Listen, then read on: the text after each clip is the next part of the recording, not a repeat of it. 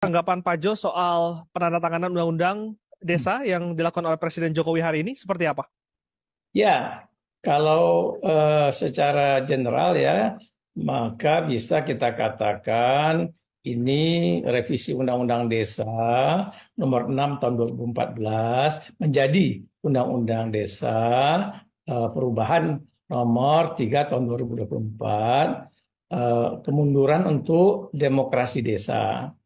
Yaitu masa jabatan kepala desa ditambah dari 6 tahun jadi 8 tahun. Desa disahkan Presiden, kini desa dapat uang pensiun. Mantan Dirjen ATDA, kemunduran demokrasi. Presiden Joko Widodo telah menandatangani Undang-Undang Nomor 3 Tahun 2024 tentang Desa. Sejumlah poin penting termuat dalam dokumen setebal 31 halaman tersebut.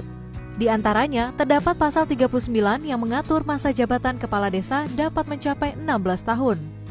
Kepala desa memegang jabatan selama 8 tahun terhitung sejak tanggal pelantikan. Demikian petikan pasal 39 ayat 1 undang-undang tersebut. Pada pasal 39.2 dijelaskan, kepala desa boleh menjabat paling banyak 2 kali masa jabatan secara berturut-turut atau tidak berturut-turut. Undang-undang tersebut juga mengamanatkan adanya persyaratan calon dalam kontestasi pemilihan kepala desa yang tercantum dalam pasal 33. Syarat usia calon kepala desa paling rendah 25 tahun pada saat mendaftar, dengan pendidikan terendah tamatan SMP atau sederajat. Selanjutnya, pada pasal 26.3 huruf D dijelaskan bahwa kepala desa berhak atas tunjangan purna tugas 1 kali di akhir masa jabatan Kades, sesuai kemampuan desa, selain memperoleh penghasilan tetap setiap bulan. Selain itu, pada pasal 5A.1 disebutkan, desa yang berada di kawasan suaka alam, kawasan pelestarian alam, hutan produksi, dan atau dana rehabilitasi berdasarkan ketentuan peraturan perundang-undangan. Jangan lupa subscribe channel Nagari Banget dan aktifkan notifikasinya. Tanggapan Pak Jo soal penandatanganan undang-undang desa yang dilakukan oleh Presiden Jokowi hari ini seperti apa? Ya, kalau secara general ya, maka bisa kita katakan ini revisi Undang-Undang Desa nomor 6 tahun 2014 menjadi Undang-Undang Desa perubahan nomor 3 tahun 2024, kemunduran untuk demokrasi desa, yaitu masa jabatan kepala desa ditambah dari 6 tahun jadi 8 tahun dan bisa 2 periode, artinya bisa 16 tahun. Nah, masa jabatan yang 8 tahun itu keluar dari pakem ya, standar jabatan lama jabatan kepala pemerintahan itu 4 tahun, 5 tahun, 6 tahun. Tapi kalau 8 tahun itu kelamaan ya, dan potensi penyimpangan dengan masa jabatan yang lama itu juga akan lebih besar ya, apalagi desa diberi wewenang mengelola dana desa yang jumlahnya juga naik nih dari sekitar 1 M menjadi 2 miliar, dan belum ada perbaikan pada sistem pengawasan dana desa, belum ada perbaikan pada tingkat kapasitas aparat desa dalam mengelola dana desa. Dengan masa jabatan yang lama, panjang, Kades itu, maka saya khawatir nih perilaku koruptif para Kades itu akan meningkat dan demokrasi di desa juga akan terganggu. Mengapa? Karena masa jabatan yang lama itu menutup sirkulasi kepala desa yang akan naik. Nah, umumnya kalau masa jabatan lama, nanti dia sudah powerful, lalu kemudian dengan lamanya menjabat itu dia akan bisa terpilih lagi dan bisa 2 periode, lalu kemudian nanti penggantinya bisa keluarganya, kerabatnya, anaknya. Nah, itu juga membahayakan demokrasi. Jadi akan muncul nepotisme di tingkat desa secara masif nantinya. Cukup keras ya Pak kalau tadi Bapak mengatakan kemunduran demokrasi di desa Pak. Kenapa Pak? Maksudnya kenapa peningkatan dari periode dari 6 tahun jadi 8 tahun ini menjadi kemunduran demokrasi di desa? Ya, ya itu tadi, karena menutup celah untuk sirkulasi dalam waktu yang pendek kan. Kalau masa jabatan 6 tahun, bahkan dulu pada awal reformasi kan 5 tahun masa jabatan kepala desa itu, 2 kali 5, 10 tahun. Seperti halnya masa jabatan presiden, masa jabatan bupati, wali kota, gubernur. Kemudian di Undang-Undang Nomor 6 2014 lalu berubah menjadi 3 kali 6 tahun. Dan sekarang di perubahan Undang-Undang Nomor 3 tahun 2024 tidak 6 tahun lagi jadi 8 tahun. Walaupun 2 periode ya, tapi itu berarti 16 tahun orang memerintah dalam waktu yang lama. Dan itu Bayangkan, menurut Pak Jo kelamaan ya Pak ya? ya karena 18 tahun, kalau dua periode dia nanti 8 tahun aja udah lama. Ya, Idealnya tuh berapa Pak Jo? Kalau menurut Pak Jo, ya, idealnya sesuai dengan standar masa jabatan kepala pemerintahan dimanapun di dunia ini rata-rata kan 4 tahun. Kemudian ada yang 5 tahun, paling tinggi 6 tahun ya yang saya pelajari ya.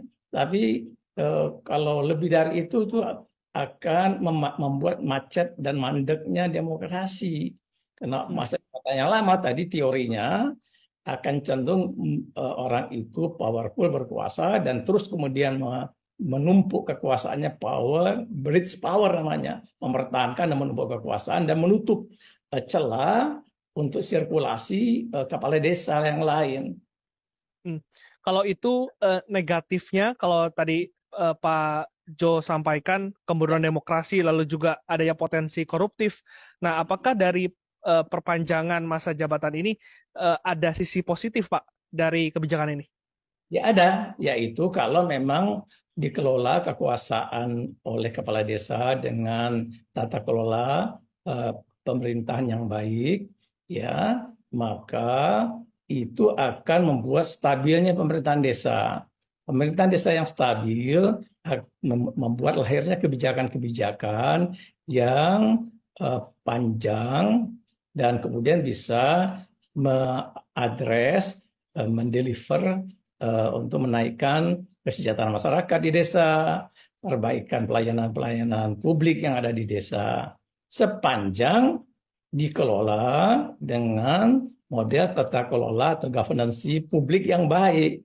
Tapi apakah kades-kades kita yang masih rata-rata berbau feodal dan tingkat pendidikannya masih rendah rata-rata, maka itu saya kurang yakin bisa dipenuhi gitu. Tata kelola yang baik seperti apa nih Pak yang harus dilakukan sebetulnya? Idealnya itu seperti apa sih Pak mengelola desa dengan baik itu? Ya, tata kelola pemerintahan desa yang baik itu ada transparansi, ada akuntabilitas, ya. Kemudian juga dia ada berbagai macam prinsip azas-azas umum pemerintahan yang baik, efisien, efektif, ya, dan pelibatan publik atau masyarakat dalam ambil bagian, lembaga-lembaga yang ada di desa diikut sertakan, seperti Badan Permusyawaratan Desa BPD namanya. Nah, saya khawatir kalau dia menjadi kepala desa dalam waktu yang lama, dia akan mengkooptasi lembaga-lembaga yang ada di desa itu dan akan menyebabkan tidak terjadinya check and balance antara lembaga yang lain dengan power kepala desa yang lama itu. Nah, jadi dengan demikian demokrasi juga terganggu.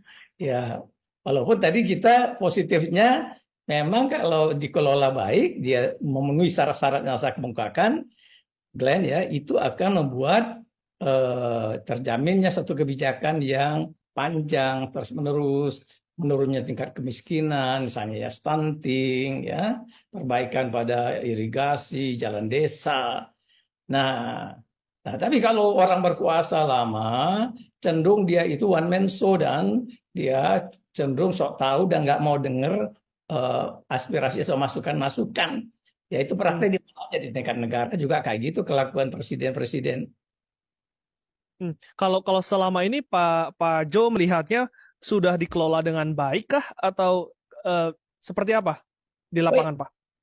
Jauh dari semangat atau idealisme tata kelola pemerintahan desa yang baik, ya, karena rata-rata pendidikan kepala desa itu kan untuk syarat jadi kepala desa itu SLTP saja sudah boleh, ya, setingkat SMP, kemudian pelatihan-pelatihan juga kurang. Nah, kemudian dalam pemilihan kepala desa itu kan politik uangnya kental. Orang jadi kepala desa itu keluarkan uang, ya umumnya di Jawa lah rata-rata begitu ya.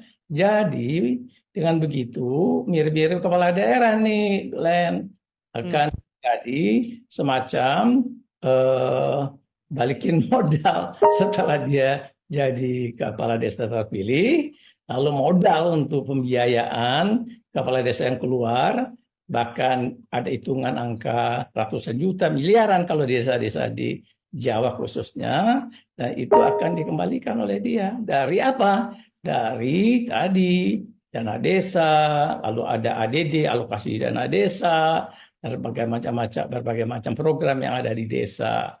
Kalau pengawasannya lemah, pengawasannya pun tak diperbaiki. Jangan lupa subscribe channel Nagari Banget dan aktifkan notifikasinya.